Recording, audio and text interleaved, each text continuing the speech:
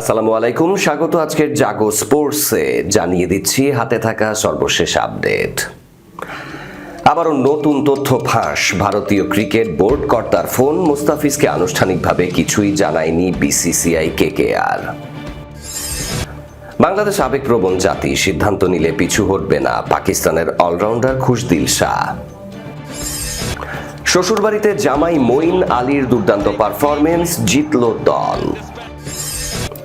Pakistan super লিগের ইতিহাস, record গড়া দামে বিক্রি হয়ে পিএসএল এর সবচেয়ে দামি দল হিসেবে আত্মপ্রকাশ করল শিয়ালকোট।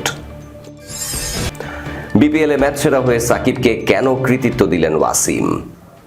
এবার জানাবো বিস্তারিত খবর। ফাঁস হলো আরও নতুন তথ্য। ভারতীয় ক্রিকেট বোর্ড কর্তার ফোন, মুস্তাফিজকে আনুষ্ঠানিকভাবে কিছুই জানায়নি বিসিসিআই কেকেআর। দুপুর গড়াতেই মুস্তাফিজ ইস্যুতে ভারতীয় ক্রিকেট বোর্ড কর্তার করা ফোনের খবর নিয়ে ক্রিকেট পাড়ায় হইচই, কানাকানি, ফিসফাস। সামাজিক যোগাযোগ মাধ্যমে চাউর হয়ে যাওয়ার খবর প্রথমে না করে দিলেও মুস্তাফিজুর রহমানকে সর্বোচ্চ কঠোর নিরাপত্তা দিয়েই আইপিএলে ফিরিয়ে নিতে চেয়েছে ভারতীয় ক্রিকেট কন্ট্রোল বোর্ড বিসিসিআই। যদিও বিসিবি থেকে এই ফোনের কথা জোরে সোরে অস্বীকার করা হয়েছে। খুব স্বাভাবিকভাবেই প্রশ্ন জাগে, বিসিসিআই যদি সত্যি মুস্তাফিজকে আবারও আইপিএলে ফিরিয়ে নিতে চায়, সর্বোচ্চ নিরাপত্তার চাদরে ঢেকে তার আইপিএল খেলার ব্যবস্থা করার অঙ্গীকার করে, তাহলে সবার আগে তো জানানো হবে মুস্তাফিজকেই। সরাসরি কাটার মাস্টারকে ফোন না করলেও নিশ্চয়ই তার এজেন্ট বা ম্যানেজারের মাধ্যমে খবরটি তার কাছে পৌঁছে দেওয়ার কথা। কিন্তু খোঁজ নিয়ে জানা গেল এখন তো নয়ই, পুরো ঘটনা প্রবাহের একবারও মুস্তাফিজের কাছে বিসিসিআই কিংবা কেকেআর কারো পক্ষ থেকে যোগাযোগ করা হয়নি। আইপিএল থেকে বাদ দেয়া বা তার সাথে যে কেকেআর এর চুক্তি বাতিল করেছে সেই খবরও মুস্তাফিজকে আনুষ্ঠানিকভাবে বা লিখিতভাবে জানানো হয়নি। তাকে কোনো রকম কলও দেয়া হয়নি। আবার আজ যে দ্বিতীয়বারের মতো নিতে চেয়েছে বলে গুঞ্জন, তার ছিটে ফোঁটাও জানেন না মুস্তাফিজ। এখন রংপুর রাইডার্সের হয়ে বিপিএল খেলা মুস্তাফিজের খুব ঘনিষ্ঠ সূত্রই জানিয়েছে এই খবর। বাংলাদেশ আবেগপ্রবণ জাতি, সিদ্ধান্ত নিলে পিছু হটবে না পাকিস্তানের অলরাউন্ডার খুশদিল শাহর মন্তব্য।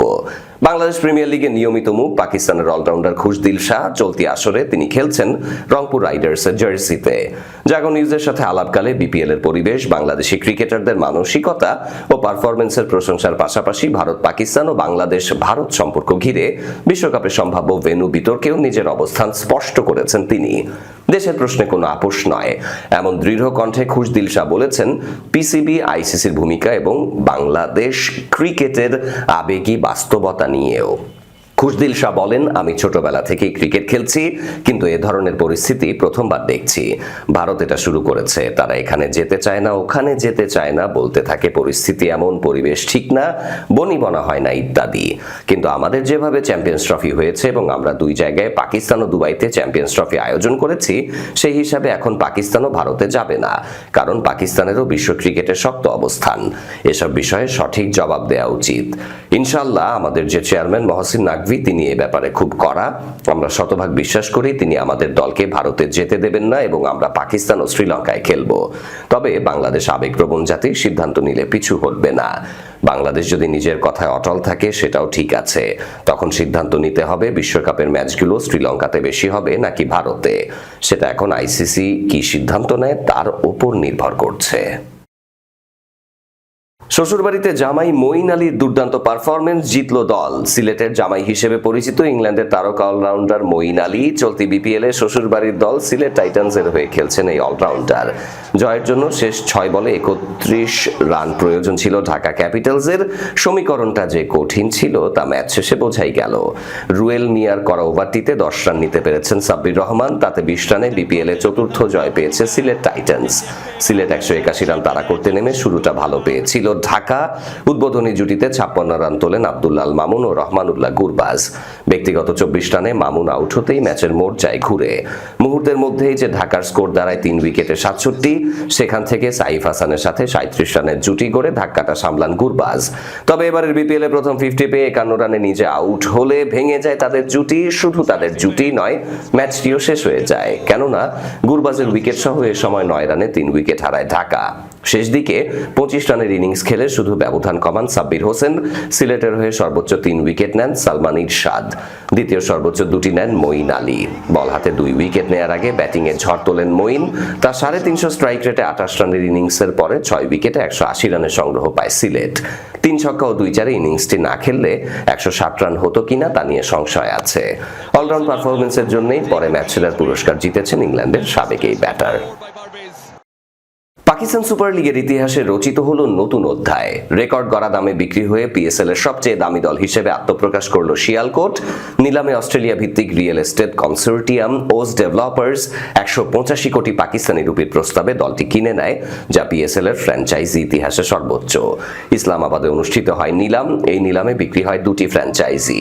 প্রত্যাশার চেয়ে অনেক বেশি দামে বিক্রি হয় দল দুটি। যুক্তরাষ্ট্র ভিত্তিক এভিয়েশন ও হেলথ কেয়ার কংগ্লোমোরেট এফকেএস কিনেছে হায়দ্রাবাদ দলটি। তাদের বিড ছিল 175 কোটি পাকিস্তানি রুপি, যা প্রায় $6.2 মিলিয়ন।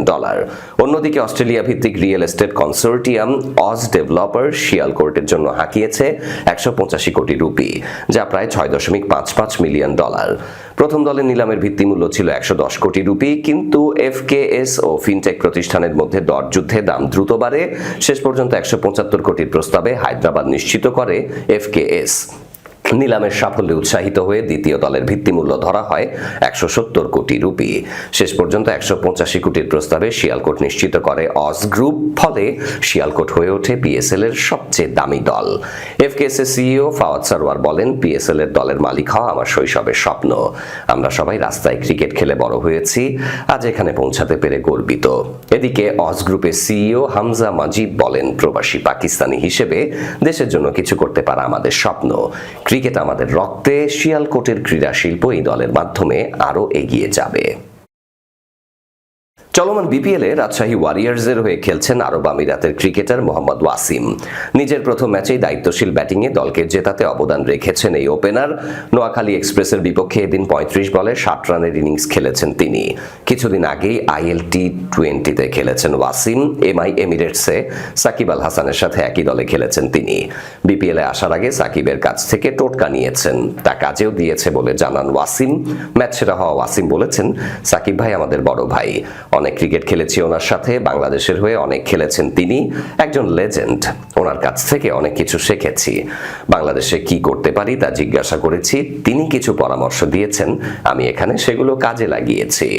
ম্যাচ সেরা হওয়া নিয়ে ওয়াসিম বলেন, প্রথমত আমি আমার প্রিয় আল্লাহকে ধন্যবাদ দিতে চাই। দলে অবদান রাখতে পেরে আমি খুশি। প্রথমবার বিপিএলে ম্যাচ সেরা হলাম। চেষ্টা করব মোমেন্টাম ধরে রেখে সামনের দিকে এগিয়ে যেতে। এরই সাথে শেষ করব এখনকার জাগো স্পোর্টস। তার আগে শিরোনামগুলো আরো একবার। আবারও নতুন তথ্য ফাঁস। ভারতীয় ক্রিকেট বোর্ড কর্তার ফোন, মুস্তাফিজকে আনুষ্ঠানিকভাবে কিছুই জানায়নি বিসিসিআই কেকেআর। বাংলাদেশ আবেগপ্রবণ জাতি, সিদ্ধান্ত নিলে পিছু হটবে না পাকিস্তানের অলরাউন্ডার খুশদিল শাহ।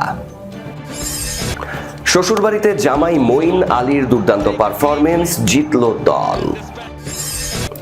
পাকিস্তান সুপার লিগের ইতিহাস, রেকর্ড গড়া দামে বিক্রি হয়ে পিএসএল এর সবচেয়ে দামি দল হিসেবে আত্মপ্রকাশ করল শিয়ালকোট। বিপিএল এ ম্যাচ সেরা হয়ে সাকিবকে কেন কৃতিত্ব দিলেন ওয়াসিম। এই ছিল আজকের জাগো স্পোর্টসে। ধন্যবাদ আমাদের সাথে থাকার জন্য। আল্লাহ হাফেজ।